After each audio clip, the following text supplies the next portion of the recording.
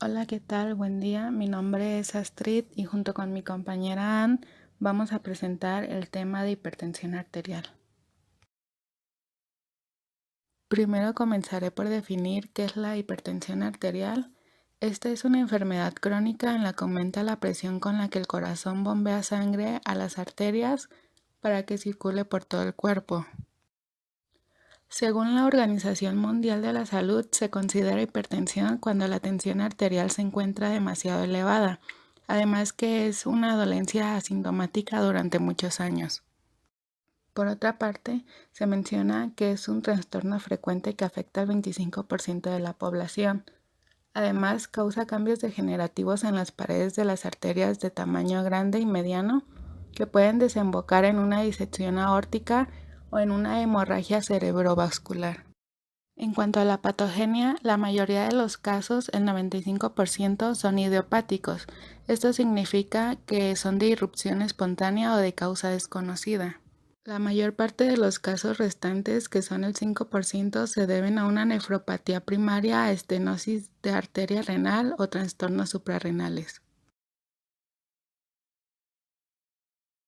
Existen varios trastornos monogénicos relativamente infrecuentes que causan hipertensión al afectar la reabsorción renal del sodio. Esos trastornos son defectos genéticos en las enzimas que participan en el metabolismo de la aldosterona y las mutaciones de las proteínas que afectan la reabsorción de sodio. En el caso de la hipertensión esencial, que representa el 95% de los casos, aunque se desconocen los desencadenantes específicos, parece que tanto la alteración del manejo renal del sodio como el aumento de la resistencia vascular contribuyen a su desarrollo. Además, la reducción de la excreción renal del sodio causa de forma inevitable un incremento de volumen de líquido, así como el gasto cardíaco, con lo que eleva la presión arterial. También se le contribuye a los factores genéticos. El aumento de la resistencia vascular puede deberse a la vasoconstricción o a los cambios estructurales de las paredes del vaso, así como a factores ambientales como el estrés, la obesidad, el tabaquismo, inactividad física y el consumo de sal en grandes cantidades. Causa renal como nefropatía crónica, enfermedad poliquística, estenosis de la arteria renal, vasculitis renal y tumores productores de renina. Asimismo, puede ser por causas endocrinas como la hiperfunción de la corteza suprarrenal, la acromegalia, hipotiroidismo, hipertiroidismo y gestacional, que es la preeclampsia. Otras causas pueden ser cardiovasculares como la cortación de la aorta, aumento del volumen intravascular, aumento del gasto cardíaco, rigidez de la aorta o panarteritis nudosa. Y por último, causas neurológicas como la psicógena, hipertensión intracraneal, estrés agudo por alguna cirugía o por apnea de sueño. A continuación pasamos a la epidemiología. Las presiones diastólicas mantenidas por encima de 90 milímetros de mercurio o las presiones sistólicas mantenidas mayores a 140 milímetros de mercurio se asocian a un aumento de riesgo de aterosclerosis, y estos valores se utilizan como puntos de corte para el diagnóstico de la hipertensión en práctica clínica. Así como el 25% de las personas de la población general son hipertensas y la prevalencia de los efectos patológicos de la presión arterial alta aumenta con la edad y también es mayor en afroamericanos. Asimismo, sin el tratamiento adecuado, el 50% de los pacientes hipertensos fallecerán por una cardiopatía isquémica o insuficiencia cardíaca congestiva, y otro tercio sucumbirá por accidente cerebrovascular. La detención y el tratamiento de la hipertensión asintomática constituyen uno de los pocos casos en los que la medicina preventiva ha logrado demostrar un importante beneficio en la salud. Por otra parte, un reducido porcentaje de pacientes hipertensos se presenta con un aumento rápido de la presión arterial, que sin tratamiento provoca la muerte en 1 o 2 años. La hipertensión maligna es grave, se presenta por presiones sistólicas superiores a 200 milímetros de mercurio o presiones distólicas encima de 120 milímetros de mercurio, y se relaciona con la insuficiencia renal y hemorragias retinianas con o sin edema de papila. Puede aparecer de nuevo, aunque normalmente se superpone a una hipertensión benigna preexistente.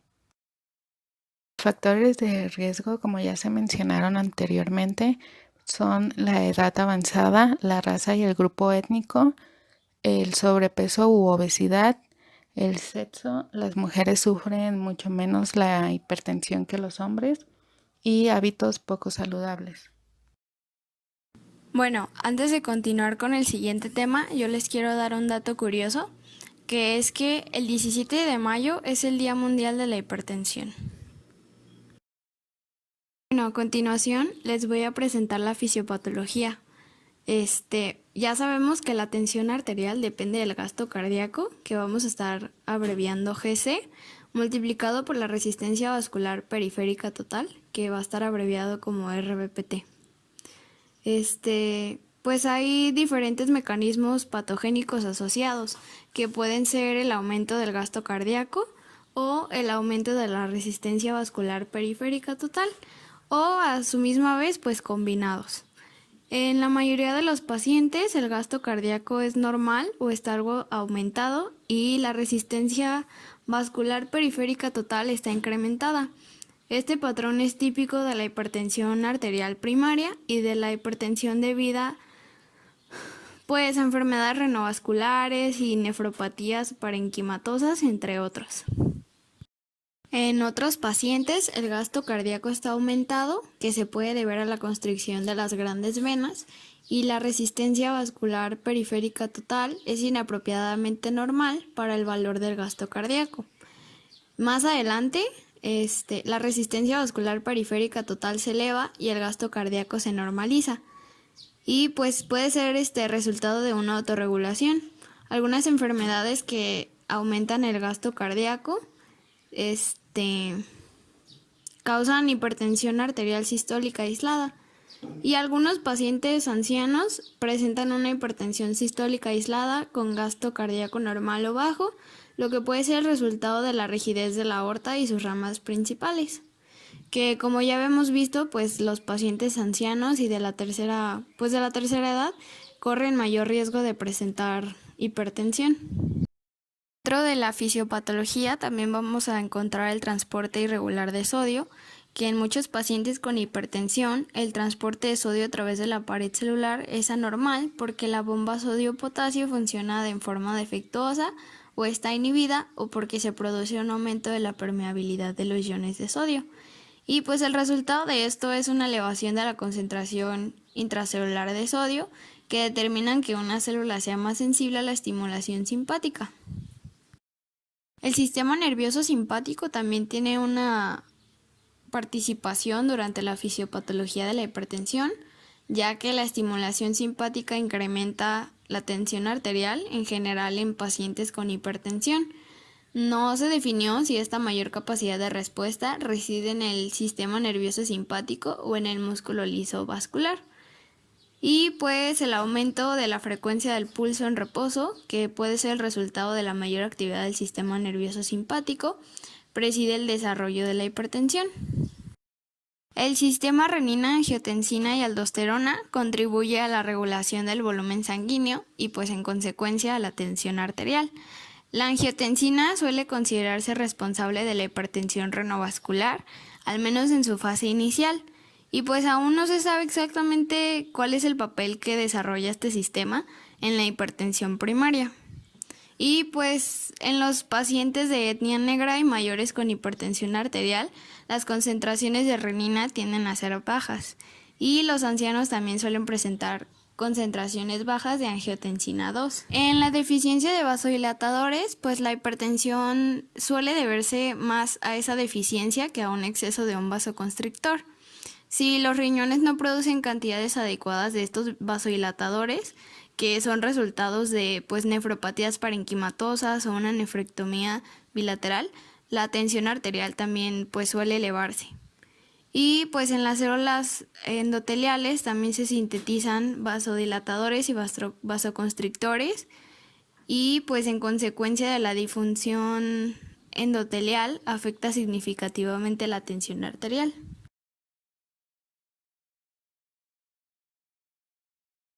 Bueno, lo siguiente que les voy a hablar es del diagnóstico de la hipertensión. El primer paso para un diagnóstico es la medición de la presión arterial, que se da en milímetros de mercurio y consta de dos números. El primero o el mayor mide la presión de las arterias cuando el corazón late, que es mejor conocida como la presión sistólica. Y el segundo o menor es el que mide la presión en las arterias entre los latidos del corazón, que sería la presión diastólica. De hecho, pues creo que casi todos tenemos un medidor, como el que está aquí en la pantalla, y ahí mismo nos indica que el número de arriba tiene marcadas las iniciales de sistólica y abajo pues la de diastólica. Y ya sabemos que el último número o el de hasta mero abajo pues es el pulso. Antes de empezar con la historia clínica, también cabe mencionar que hay diferentes pruebas para la medición de la presión arterial durante más tiempo, que se les deja un aparato a los pacientes y se mide la presión arterial durante 24 horas para determinar si son hipertensos o no. Y bueno, pasando al siguiente punto, que es la historia clínica, se deben incluir los siguientes datos, que son pues factores de riesgo cardiovasculares, antecedentes familiares de enfermedades cardiovasculares, sobre todo si pues ha habido muertes de causa cardíaca en familiares de primer grado menores de 50 años. La alimentación y la actividad física, presencia de alguna otra enfermedad que pueda empeorar el control de la hipertensión, que es pues la diabetes o alguna enfermedad renal, si toman algunos medicamentos que puedan causar hipertensión y alguna existencia de enfermedades cardiovasculares previas, como un ictus, angina de pecho, infarto al miocardio, entre otros. Cambiar nuestro estilo de vida es muy importante en el control de la presión arterial alta. El médico pues puede recomendar algunos de los siguientes cambios en el estilo de vida, como llevar una dieta con menos sal, realizar actividad física regular, mantener un peso saludable o pues perder peso si hay sobrepeso u obesidad y limitar la cantidad de alcohol que se consume. Un valor objetivo del tratamiento para la presión arterial pues debería ser inferior a 130/80 y si se presentan algunos de los siguientes factores. Si eres un adulto saludable de 65 años en adelante, si eres un adulto saludable menor de 65 años con un riesgo del 10% o más de desarrollar enfermedades cardiovasculares en los próximos 10 años, o si tienes una enfermedad renal crónica, diabetes o enfermedad de las arterias coronarias. A continuación les voy a presentar algunos medicamentos que se pueden usar para el tratamiento de la hipertensión. Por ejemplo, los diuréticos de tiazida. Los diuréticos pues son medicamentos que actúan sobre los riñones para ayudar al cuerpo a eliminar el sodio y el agua y de este modo reducir el volumen de la sangre. Estos de aquí son la primera opción, pero no son la única. En los medicamentos que son utilizados para tratar la presión arterial alta. Los siguientes son los inhibidores de la enzima convertidora de angiotensina y ayudan a relajar a los vasos sanguíneos al bloquear la formación de una sustancia química natural que los estrecha. Los bloqueadores del receptor de la angiotensina 2 son medicamentos que ayudan a relajar los vasos sanguíneos al bloquear la acción y no la formación de una sustancia química natural que los estrecha. Y por último están los bloqueadores de los canales de sodio y pues son medicamentos que ayudan a que se relajen los músculos de los vasos sanguíneos y pueden ayudar a disminuir la frecuencia cardíaca. ¿Hay algún problema para alcanzar la meta de presión con los medicamentos anteriores? Se pueden recetar algunos de los siguientes. Los alfa bloqueadores son medicamentos que reducen los impulsos nerviosos hacia los vasos sanguíneos, lo que reduce los efectos de los químicos naturales que estrechan los vasos sanguíneos. Los alfa beta bloqueadores, además de que reducen los impulsos nerviosos hacia los vasos sanguíneos, disminuyen el latido para reducir la cantidad de sangre que se bombea a través de los vasos sanguíneos. Y los beta bloqueadores son medicamentos que reducen la carga sobre el corazón y abren los vasos sanguíneos para que el corazón lata con menor frecuencia y sin hacer tanto esfuerzo. Los antagonistas de la aldosterona son medicamentos que bloquean el efecto de un químico natural que puede ocasionar la retención de sal y líquidos, lo cual contribuye a la aparición de la presión arterial alta. Los inhibidores de la renina disminuyen la producción de renina, que es una enzima producida por los riñones y que da comienzo a una cadena de etapas químicas que aumentan la presión arterial. Los vasodilatadores actúan directamente sobre los músculos de las paredes arteriales y evitan que se tensen tales músculos y se estrechen las arterias. Y los agentes de acción central, pues son medicamentos que evitan que el cerebro envíe señales al sistema nervioso para aumentar la frecuencia cardíaca y estrechar los vasos sanguíneos.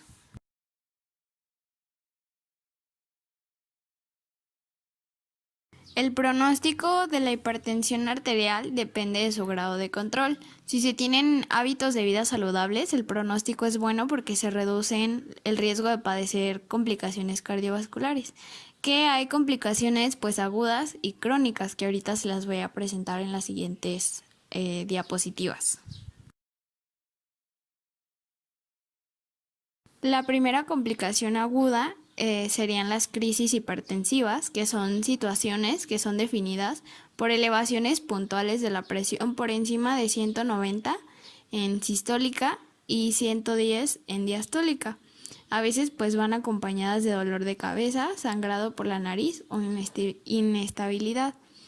Las causas de esta complicación pueden deberse a no tomar la medicación prescrita para controlar la presión, comer con mucha sal, el consumo de medicamentos o tóxicos con efecto sobre la presión, como antiinflamatorios, cortisona y descongestionantes nasales. Un ictus se produce cuando a alguna parte del cerebro no le llega toda la sangre que necesita. Los síntomas que se pueden notar pues es la pérdida de la fuerza en alguna parte del cuerpo, sensación de hormigueo, imposibilidad de caminar, falta o pérdida brusca de la visión, que serían pues los principales síntomas.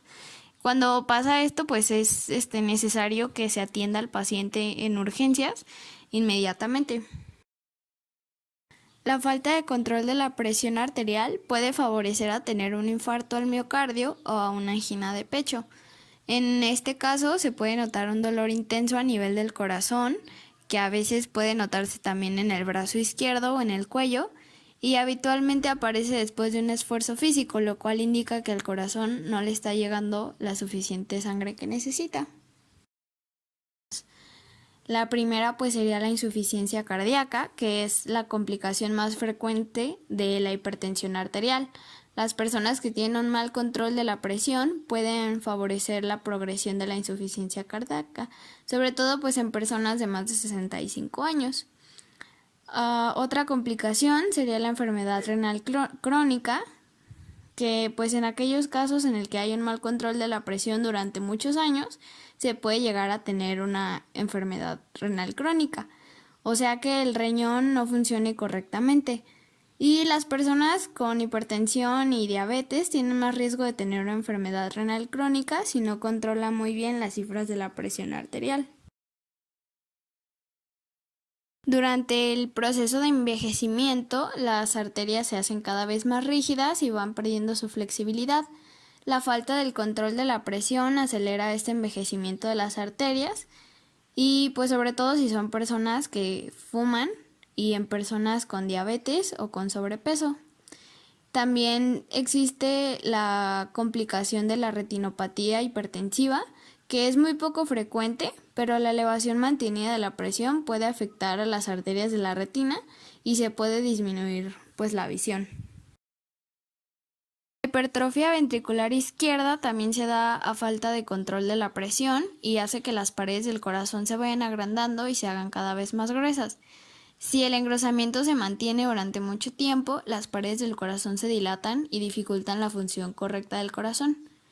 La siguiente sería la microalbuminuria, que es la falta de control de la presión, igual que en todos los demás, puede provocar que el riñón no haga correctamente su función, por lo que uno de los primeros signos que se detecta en un análisis de orina pues es la pérdida de proteínas de pequeño tamaño, que sería la albúmina, por la orina. Y bueno, esto es todo por nuestra parte. Muchas gracias por su atención.